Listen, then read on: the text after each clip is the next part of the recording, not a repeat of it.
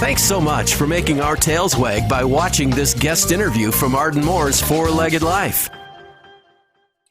Pause up, pet pals. Welcome to Arden Moore's Four-Legged Life. I'm your host, Arden Moore, and he's back. And he's back with great news. And we're talking, of course, about one of the most innovative, creative, compassionate veterinarians on the planet, Dr. Gary Weitzman. He is the president and CEO of San Diego Humane Society. And when he took over, it had humble centers, and now it's growing all over one of the largest counties in the state of California. Dr. Gary, thank you so much for being back on the show. Oh, it's good to be back, Arden. Always good to see you or hear you.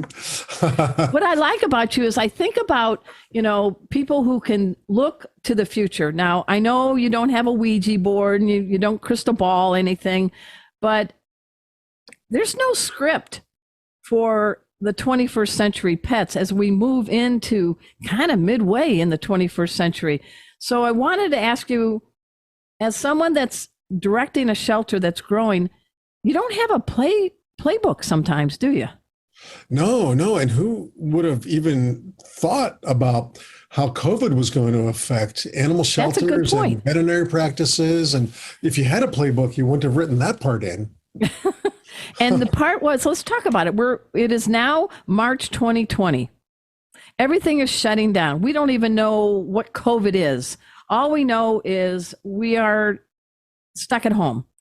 But we're stuck at home with our pets. So that was a hidden gem, didn't you think? It was, actually. It really was. And it turns out it didn't seem to have a lot of negative ramifications. All those memes that were out there about cats were going crazy because their people never left. Dogs were learning how to be social. I mean, maybe a little of that happened, or this was the big one that everybody was afraid of. All the adoptions that happened during the peak of COVID, fingers crossed that we've already had that in our past. Those animals would get relinquished to shelters, and that didn't really happen across the country at all. So I think it was actually a great gift that we all got to spend more time with our animals, to spend more time at home, to learn how to work differently. I think all of that was if you're looking at any, silver lining to this, that was kind of a gift. Well, that's why I love you, because you're sitting here and you're not complaining. You're saying we got a gift that was unexpected. Mm-hmm. We don't want COVID. We're not talking about COVID. But I think pets of the 21st century are becoming more and more intertwined in our fabric of our lives. And I remember in my 20s, if my cat passed away or my dog, I was embarrassed to cry or ask for a day off of work because I was grieving the loss of Corky or, Crackers. And now people understand. I'm not trying to be a downer, but I'm just saying what's happening. I mean, I'm looking for the good. So your shelter's basically emptied out. People were bringing them in. And tell us why you think this fear that they'd all be dumped back like used furniture didn't happen. Yeah, I think it didn't happen because it was made up from the beginning. I think that people going back to work, well, for one, they didn't all go back to work. This was the mass resignation in the last year of people that left their jobs because they realized that life is more than just going to a 9 to 5 or 9 to 9 job every day. That was one thing. The second thing was, I think that hopefully, with all the horror that's happening in the world, that we actually think that this bond with animals is really true and real and is what life is all about. And maybe we learned that during the COVID lockdowns. Maybe that helped. And so our animals are more valuable. They're more part of our lives. No one's going to give them up now. No. I think that's really great.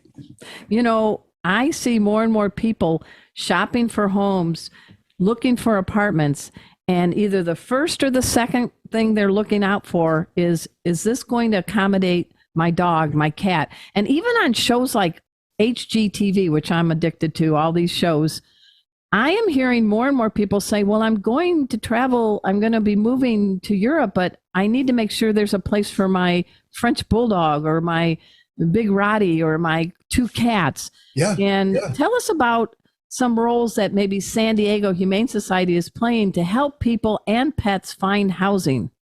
Well, like a lot of shelters in the country, we all came along this journey together during the pandemic of realizing that our services should be directed toward the community and helping the community keep their pets, helping the community help us to rehome their pets if they find one, to get a pet back to his or her home if it's in the neighborhood, not to necessarily just use the shelters for that exchange of animals and owner. If a dog runs away, chances are he ran away from around the corner from you.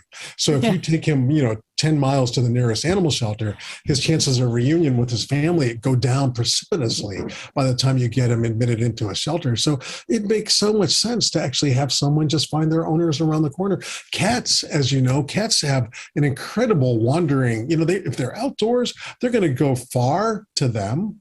But in reality, it's just a very short distance. Now, it might be like the old Family Affair cartoon, with the tracks. Let's see if any of your listeners remember that. Oh, gosh. And whatever the little children were called, I can't even remember, but they would go up the tree and down and over the fence and down the fence and around the corner.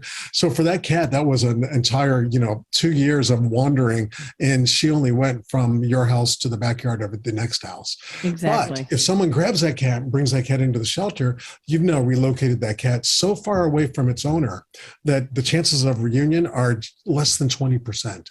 So that's something that we've known, and we actually can now say we've got evidence that if we keep those cats outside and we put them back where we found them, or someone finds one and goes and knocks on the neighborhood doors, that cat has a chance of getting home. I like that strategy. Yeah. I think that is great. And what about things like helping the community? There is no such thing as a free dog or a free cat. You need health care and you need to give them good nutrition. So talk about the pet pantry that you have at the San Diego Humane Society. Yeah, it was part of a program that was called Pause that we merged into the organization back in 2014, and we serve close to 2 million meals a year. Oh my gosh. People pick up food. We used to deliver. We don't deliver anymore, but people can pick it up 6 days a week. Really? Supplies. We don't ask any questions. It doesn't matter where you live. So it's dog, cat food, or what is it? Dog, cat food, sometimes rodent food, sometimes guinea pig food, whatever we have. But we keep a whole warehouse full of it so that we can distribute it. And we'll also distribute it to rescue groups because they have huge needs as well. So that's one thing, but that's giving animals food. We realize that one of the biggest things that people need is veterinary care, and access to it is so prohibited by one, cost and the ability to get to a vet hospital. And now, yay, 2021, now you can't even get. Well, you're in 2022 now. I just wanted to tell you. Oh, you're right. 2022. Yeah, 2022. News alert, 2022. Thank you. I'm embarrassed. Yeah, 2022. Right. I know. Yeah, you can't get into a vet clinic, right? Yeah. I mean, there's such a wait. It's so hard. I know someone who's trying to get a cardiology appointment, and she's got an appointment 4 months from now because that's the earliest she can get in there. So we know people need that. So opening up a hospital for people that will actually provide services to underserviced communities, people with financial hardships or other hardships that can't get into a veterinary clinic on their own. We want to make sure that we provide those services, and we're going to open up our very first one this summer, 2022. Which year is it? 2022. Yep. Oh my gosh, that is a big deal. Is it going to be in San Diego or where? Downtown? It is, and it's going to have a mobile component that will go all over the county, but the main hospital will be here in San Diego. We know eventually we'll open up hospitals with our other campuses, Oceanside, Vista, that area, and then Escondido and El Cajon and South Bay. But yeah, we want to make sure we have we are able to provide a service that people can get to. Hey, everybody. We're talking with Dr. Gary Weitzman. We're going to learn more about some of the things that they're creating and expanding at the San Diego Humane Society. They're sort of a role model for other shelters and maybe a few summer tips for our pets. So everybody, we're going to take this quick break and we'll be right back. Welcome back to the Arden Moore Four-Legged Life Show. Boy, that's a mouthful. And those of you that are also checking this out on YouTube, yes, I'm in a backyard office, aptly not a she shed, but called Ard's Den. That's my real name, Ard. Ard's Den. And if you look carefully, you're going to see two snoozing pets. There is my dog Kona sleeping on the futon, and my big ginger boy Casey sleeping on that table, little desktopper. And this cat, I mean, kind of has a connection to San Diego Humane Society because I adopted Casey as a 4-month-old kitten, and this is my first orange tabby, ginger cat, red, whatever. But I want to let you know, Dr. Gary, I love him so much. He has become the hardest working safety cat in the country. I know. I see his posts. He's amazing. We just taught a whole shelter here locally in the Dallas area, and he's hanging out, and I tap the table. He jumps on the table. He sits on cue, touches a paw, lets people check for a femoral artery on his pulse and do one-handed gentle CPR, and he purrs like a Mack truck. So I want to thank you and everybody at San Diego Humane Society for giving me the coolest cat I've ever had in my entire life. But you can't go wrong with an orange tabby ever. No, really he's like really long. No, but yeah. I remember he was in one of those mobile adoptions at a Petco, and I was watching him, and he was just Mr. Industrious and Mr. Showman. And he had a sister with him, a little buff cat, who was very shy, and it wasn't a case where they had to be adopted together. In fact, Casey was like, no, just me. But he did. Yeah, she did get adopted by someone who's probably has a more reserved personality than I do. But I'm just saying, we have our cats and our dogs for a long time, and they're our milestone, they're our touchstone. And the summer is coming up, and COVID hopefully is waning. Are there any safety tips or perils to sidestep all around as we take our pets out more and more as the weather gets warmer? Yeah, I think, one thing would be very good for all of us to be cognizant of, and that is that while we had been locked down a bit, and while most of us have been home more than normal, realize that sometimes there's probably an effect on our dogs and our cats as well. So bringing them out in big crowds may be new for them. Going to dog parks with dogs, that can be great, or it can be a disaster. So realizing that, for all of us, we've lost a little bit of our social skills, and sometimes our pets have as well. And then cats going out, of course, that has its dark side. We always recommend cats to stay in, but cats always recommend cats to go out. So that's always the struggle there. And, we compromised here. We created not a patio, not a catio, because we have dogs and cats. We created a petio. Oh, that's great. That is great. I think that is absolute perfection. Yeah, Casey approves. The safest way to do it. You touched upon something I wanted to elaborate a little bit more with you on, because Kona is a safety dog and has her CGC, Canine Good Citizen, certified therapy dog. COVID hit, and it's almost like she forgot her social skills with people, with other dogs. I mean, she'd see a dog on a walk and went gaga, not me, like, oh my gosh, there's another dog here. Oh my God, please say hi, please say hi, please say hi. And when my sister came to visit and we hadn't seen each other for a few months, Kona made that sound. You know what I'm talking about. Wee-hee, wee-hee, wee-hee. Like, oh my God, it's Deb. And I'm looking at her and I'm like, oh my gosh, COVID, you did a number on my canine. Yeah, I know. So are there any tips you can offer to help us get back into the flow so they're not stressed out? No. No, just go with it. Don't let them get hurt, honestly. Yeah. That's it. I mean, just being aware of it and maybe going a little slower till you get into a social environment. I think that's probably good. The animals that were young during the beginning of COVID and may not have had good training, now's the time. Do the training classes. A lot of them are in person now, which is great. Yes. Everybody's kind of going back. We're aware of COVID, but not letting it ruin our lives anymore. Thank goodness. Yeah. Go get that training. Dogs always need it. And if you have a young dog that never got it, now's the time. Yeah, you're never too old to learn. I'm not going to say that quote about old dogs, but a good friend of mine, Aaron Fenstemaker, shout out, adopted a senior dog named Snowball, who just at age 9 finished Doggy Manners 1, 2, and 3 at our local dog training area. Oh, that's great. and 9 years old. What do you think? That's perfect. Oh my gosh. Yep. What about hiking and trails? Lots of parts of the country have venomous snakes. San Diego, of course. I'm in Texas. I found out that there's no venomous snakes in the Bahamas. Oh, okay. But they have hurricanes. Yeah, they have hurricanes. Every place has its little nugget. But is there any tip you can give people when they're hiking with their dogs, just to, minimize the risk of saying hello to a rattler? Yeah, absolutely. If you are hiking on trails that in rattlesnake or any snake endemic area, you definitely have to keep your dog on a leash. They cannot be running much ahead of you. You have to keep your eyes open at all times. Absolutely do that. Absolutely. And there's times of the day to go. I always get mixed up when the best times are, but frankly, that's because there really aren't. You could have here in San Diego, a rattlesnake at almost any time. Oh. So definitely the peak heat times, they're going to want to get some cover. So they won't be out there, but just as things are heating up, they've got to heat up too. So that's when you should probably not be walking your dogs.